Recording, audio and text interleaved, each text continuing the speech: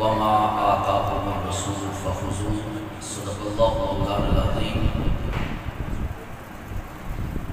إن الله وملائكته يصلون على النبي يا أيها الذين آمنوا صلوا عليه وسلموا تسليما مل کر محبت کے ساتھ پڑھیے الصلاۃ والسلام علیک یا سیدی یا رسول اللہ وعلی آلک واصحابک یا سیدی یا حبیب اللہ الصلاۃ والسلام علیک یا سیدی یا رحمت للعالمین وعلی آلک واصحابک یا سیدی یا خاتم الانبیاء والمرسلین راکب دوش مصطفیٰ بلغ الغلابی کمالہ ہے انہی کے دم سے یہ روشنی کشفت جابی جمالہی نانا نبی بابا علی ماں فاطمہ حسنت جمیع و خصالہی اب کوئی بولے نہ بولے اس کا مقدر ہے انہی کے در کے گدا شاہ ولی صلو علیہ اور اس بات سے واقف ہیں زمانے والے کہ زندہ ہیں محمد کے گھرانے والے اور کی محمد سے وفا نے تو ہم تیرے ہیں یہ جہاں چیز ہے کیا لوح و قلم تیرے ہیں حمد و صلات کے بعد نہایت واجب القدر سامی نبی احتشام اسٹیج کی زینت بننے والے سادات کرام و علماء ذی شان اور مہمانان گرامی السلام علیکم ورحمۃ اللہ وبرکاتہ ایک رسمی کا بات کرائیں گے ٹائم کافی لگ جائے گا اس لیے میں نے جو آیت پڑھی ہے نقیب محفل میرے سر کا تاج بڑی محبتیں فرماتے ہیں بیچ میں میرے استاد محترم علامہ نیاز سیدی صاحب اللہ تعالیٰ ان کا سایہ سلامت رکھے اور بڑے خوبصورت چہرے بڑے صاحب علم شخصیت علماء کرام سادات کرام ہمارے دلوں کی دھڑکنیں ہیں ہمارے ماتھوں کا جھومر ہیں جلوہ فگر ہیں ان کی موجودگی میں عہد طالب علم ہونے کی حیثیت سے قرآن پاک کی سورہ حشر کی ایک آیت کا مختصر سا حصہ تلاوت کرنے کی سعادت حاصل کی ہے اس کے اوپر کیونکہ خطاب کا ٹائم نہیں ہے صرف میں نبی پاک علیہ السلام کا ایک معجزہ بیان کروں گا اور پھر انشاءاللہ تعالیٰ مائک سے پیچھے ہٹ جاؤں گا تاکہ کسی کی حق تلفی نہ ہو سامنے ذی احتشام کیونکہ ویسے بھی علماء کرام ہی وقت کی قربانی دیتے آئے ہیں دین کے لیے بھی دیتے آئے ہیں اور ہمارے کچھ دوست ایسے ہیں جن کو ٹائم نہ ملے وہ ناراضگی کا اظہار کر کے اٹھ کے چلے جاتے ہیں سامنے ذی احتشام ذرا غور کیجیے گا وما آتاکم الرسول فخذوہ اللہ رب العزت نے قرآن کریم فرقان حمید کے پارہ نمبر 28 کی سورہ حشر کی اس آیت میں فرمایا مفہوماً عرض کرنے لگا ہوں تاکہ سمجھ ہر بندے کو آ جائے فرمایا جو مصطفیٰ نے لے لیا اتنی ڈھیلی ڈالی سبحان اللہ کا کام نہ کیونکہ یاد رکھیں کوئی کہتا ہے کہ میں میلاد گریفن گراؤنڈ میں کراؤں گا جگہ کھلی ہے بندے بوبے آن گے کوئی کہتا ہے میں اپنی حیثیت کے مطابق شادی ہال میں کراؤں گا کوئی کہتا ہے محلے کی گلی میں کراؤں گا کوئی کہتا ہے پارک میں کراؤں گا کوئی کہتا ہے گراؤنڈ میں کراؤں گا کوئی کہتا ہے فلانے اقبال میں کراؤں گا فلانے ایوان میں کراؤں گا لیکن آپ اتنے خوش نصیب ہیں کہ سامعین ذی احتشام آپ روح زمین کے اس جگہ پہ میلاد منا رہے ہیں نہ جسے گراؤنڈ کہا جا سکتا ہے نہ جسے پارک کہا جا سکتا ہے نہ جسے گلی کہا جا سکتا ہے نہ بازار کہا جا سکتا ہے نہ جسے چھت کہا جا سکتا ہے آپ کو اپنے مقدروں پہ ناز کرتے ہوئے خوش ہو جانا چاہیے آپ اس جگہ پہ بیٹھ کر نبی کا میلاد منا رہے ہیں کہ نبی پاک نے جب جبریل سے پوچھا کہ رب ذوالجلال کو روح زمین پر کون سی جگہ ناپسند ہے اور کون سی جگہ پسند ہے تو جبریل نے عرض کی سونے محبوب کائنات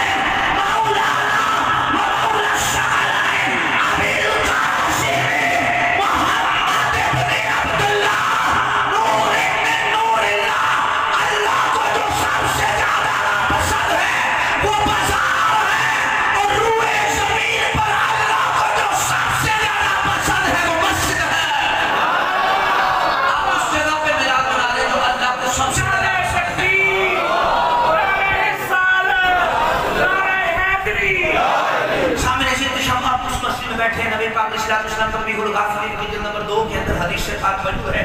نبی پاک علیہ السلام کے غلاموں سنو, نبی پاک علیہ السلام اپنے صحابی سے خطاب کرے, واہ صحابی تیرا مقدر, آج دنیا روضہ رسول دیکھنے کے لیے روتی ہے, مدینے جانے کے لیے روتی ہے. کوئی مدینے کا مسافر بن رہا, اسے گلے میں ہاتھ ملاتے ہوئے روتی ہے, اس کے گلے سے لگا کے روتی ہے. جب وہ مدینے سے پلٹ کے آئے, اس کے ہاتھ چوم کے روتی ہے, پاؤں چوم کے روتی ہے, کیونکہ مدینہ ہر ایک کو یاد آتا ہے. لیکن قربان جو صحابی تو کتنا عظیم ہے, تیرے مقدر پہ کروڑوں سلام, قیامت تک تیرے مقدر پہ سلام ہو کہ تو سامنے بیٹھا ہے, چہرہ مصطفیٰ تجھے تک رہا ہے, تو چہرہ مصطفیٰ کو تک رہا ہے.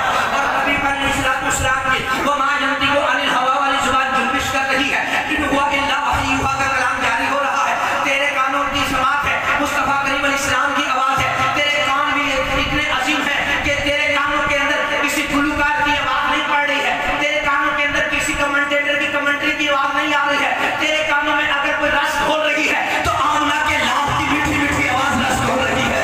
نبی پاک علیہ السلام کے غلاموں اتنے مقدر والے صحابی ہیں. نبی فرماتے ہیں ابو ذر رضی اللہ تعالیٰ عنہ, جتنا ہو سکے مسجد کے اندر وقت گزارا کرو, جتنا ہو سکے مسجد کے اندر وقت گزارا کرو. سامنے سے احتشام, ہم نے ٹائم گزارنا ہے جلسوں میں, ہم نے ٹائم گزارنا ہے فلانے لیڈروں کے پیچھے, ہم نے ٹائم گزارنا ہے بازاروں میں, ہم نے ٹائم گزارنا ہے کرکٹ کھیل کر. لیکن میرے نبی پاک علیہ السلام نے جو تربیت فرمائی, فرمایا اگر تمہارے پاس وقت ہے, کام کاج کوئی نہیں, تو اگر وقت گزارنا ہے تو رب کے گھر کے اندر گزارو. صحابی رسول نے عرض کی, یا رسول اللہ علیہ السلام, اس کی حکمت کیا ہے, اس کا سبب کیا ہے, اس کی وجہ کیا ہے؟ میرے حضور علیہ السلام نے فرمایا, یہ نہیں فرمایا کہ تو وہاں پہ جا کے 2 رکعت نماز کی نفل کی نیت کر لے, وہاں جا کے قرآن پڑھ, وہاں جا کے تسبیحاں گھما. نا نا نا نا, تسبیح کی بات نہیں کی, ذکر کی بات نہیں کی, میرے آقا نے قرآن کی تلاوت کی بات نہیں کی, کسی چیز کی بات نہیں کی. میرے آقا نے فرمایا بس مسجد میں جا کے بیٹھ جا, جتنا بھی ہو سکے مسجد میں وقت گزار, جتنا بھی ہو سکے مسجد میں وقت گزار. قرآن نہیں پڑھنا نہ پڑھ, ذکر نہیں کرنا نہ کر, تسبیح نہیں کرنی نہ پڑھ, تسبیح نہیں پڑھنی نہ پڑھ, نفل نہیں پڑھنے نہ پڑھ. صرف تیرا مسجد میں آ کے بیٹھ جانا اتنا عظیم ہے, اتنا مبارک ہے, کتنا مبارک ہے. فرمایا جتنی سانسیں تیری مسجد میں نکلتی رہے گی, رب ہر سانس کے بدلے تیرے نام ایمان میں نیکیاں لکھتا رہے گا. سامنے سے احتشام یہ مسجد میں بیٹھے ہیں, ایک تو نیکیاں ہر سانس کے بدلے مل رہی ہے, پھر آمنہ کے لال کے ذکر کی وجہ سے مل رہی ہے. اور دیکھو تو صحیح, اللہ کتنا ہم پہ مہربان ہے. کوئی چوک میں کھڑا ہے, کوئی بازار میں ہے, کوئی کہاں ہے, لیکن آپ دیکھو اللہ نے پورے علاقے سے آپ کو نکال کر اپنے محبوب کی محفل میں پسند کر دیا. آپ سے ذکر کروا رہا ہے مختصر یہ 40 منٹ پہ آنے سے پہلے میں مائک سے اتر آپ کو نظر آؤں گا انشاءاللہ تعالیٰ. اللہ رب العزت نے فرمایا 2 مصطفیٰ دے دیا. بھائی یہ دیکھیے تو سے میں اتنی پیاری بات کر دی ہے, اس سے آگے آپ کو آقا کی شان کیا بتاؤں. حضرت صاحب ریلوے کا ڈی ایس کا, اس نے بھی نیچے جو ڈی این بٹھایا ہوں میرا, ان کو اے نہیں کیا نیچے ورکروں کو یہ نہیں کہا پورے ریلوے کے, جو یہ کریں لے لیا, جو یہ کہیں وہی ہوگا, نہیں. اس نے کہا ڈی این ہے, تیرا بھی اختیار ہے, ای این ہے, اس کا اختیار اس سے کم ہے. ایسے ہی ہے, ایسے جیسے جیسے کرسی نیچے آتی جائے گی اختیارات میں کمی آتی رہے گی, لیکن وہ قادر مطلق اپنے محبوب کو بنائے.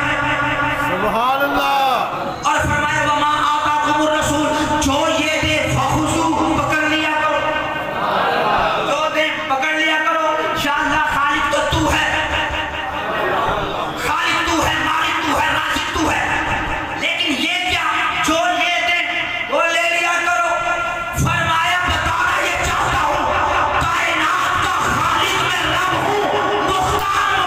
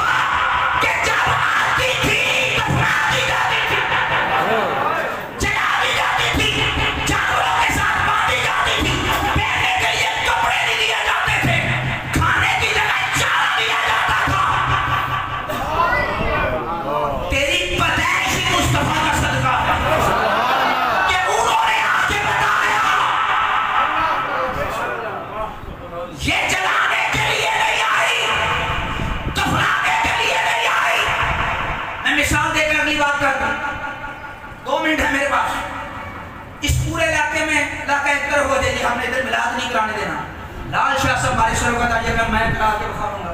سبحان اللہ سبحان اللہ. پورا محلہ ایک پاس ہے, شاہ صاحب ایک پاس ہو, پھر ایک کرا بھی نہیں. سبحان اللہ. پھر بہادری کی دی آپ ہوگی شاہ صاحب دی کے محلے والے ہیں. اب اس دور میں جب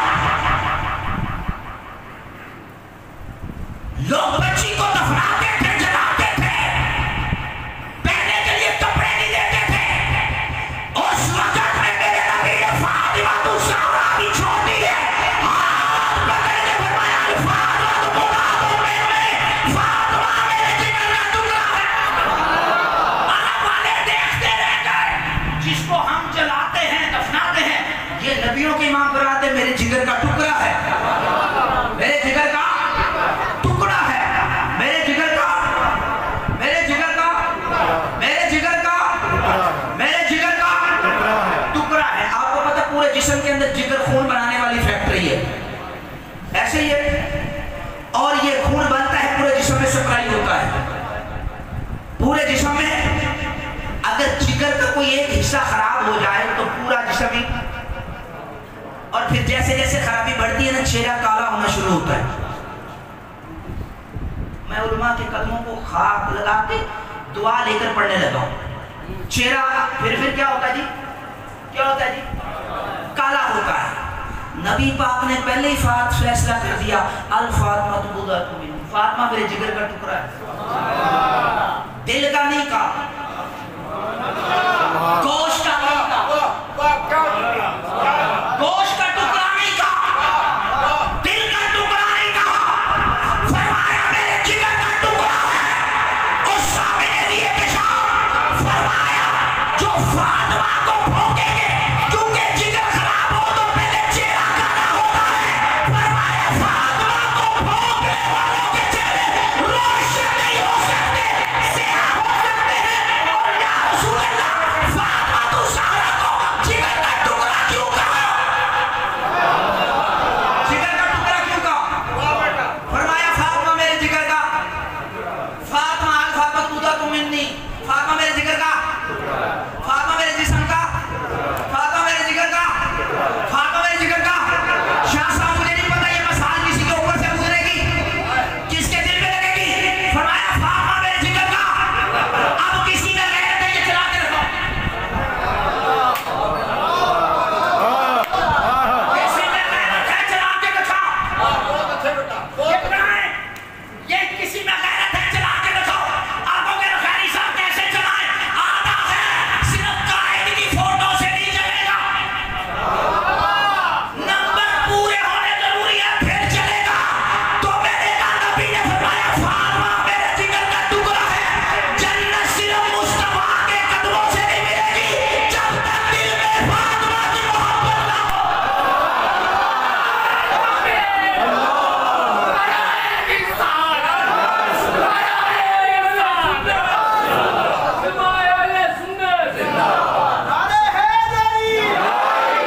سامنے زیت شام, میں بس یہاں پہ بات ختم کرنے لگا ہوں.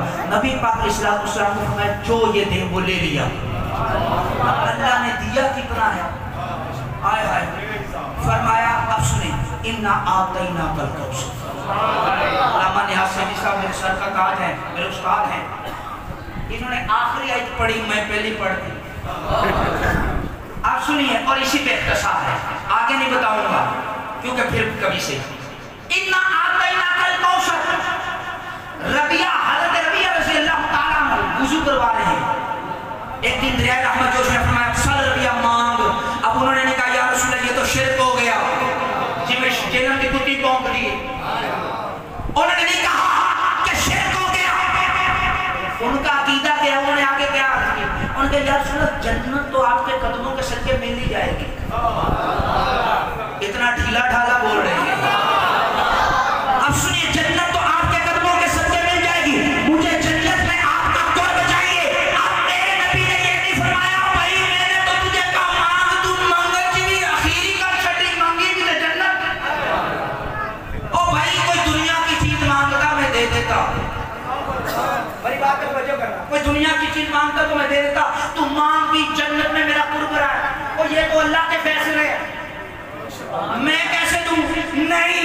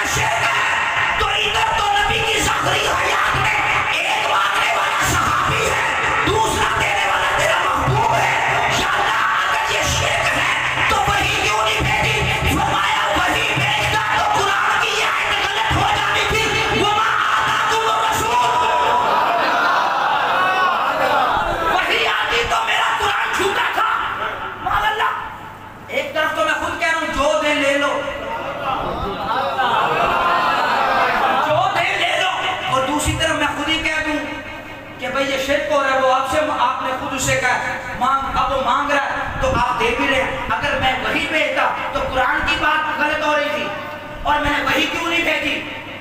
یا اللہ وہی کیوں نہیں آئی؟ تو قرآن کہتا مجھ سے پوچھ وہی کیوں نہیں آئی، قرآن کیوں نہیں آئی؟ وہ کہتا ہے عقل کے اندر تجھے نظر نہیں آتا، ایک طرف تو کہا ہے جو دے وہ لے لے، اور دوسری طرف اللہ نے خود بتایا بھی تو ہے کہ اِنَّا أَعْطَيْنَاكَ الْكَوْثَرَ۔ ہم نے محبوب کو خیر کثیر عطا کر، یا اللہ یہ پہلے نبیوں کو نہیں عطا کی تھی، فرمایا ان کو بھی دیا ہے۔ وَلَقَدْ آتَيْنَا مُوسَى الْكِتَابَ وَلَقَدْ آتَيْنَا إِدْرِيسَ وَلَقَدْ آتَيْنَا دَاوُودَ مِنَّا فَضْلًا۔ یا اللہ آتَيْنَا ادھر بھی ہے، آتَيْنَا ادھر بھی ہے، آتَيْنَا ادھر بھی ہے۔ میرے جملے کا میں اگر تاریخی نچوڑ ہے آپ کے سامنے رکھ لوں، آتَيْنَا ادھر بھی ہے، آتَيْنَا ادھر بھی ہے، آتَيْنَا ادھر بھی ہے، آتَيْنَا ادھر بھی ہے۔ یا اللہ یہ بھی آتَيْنَا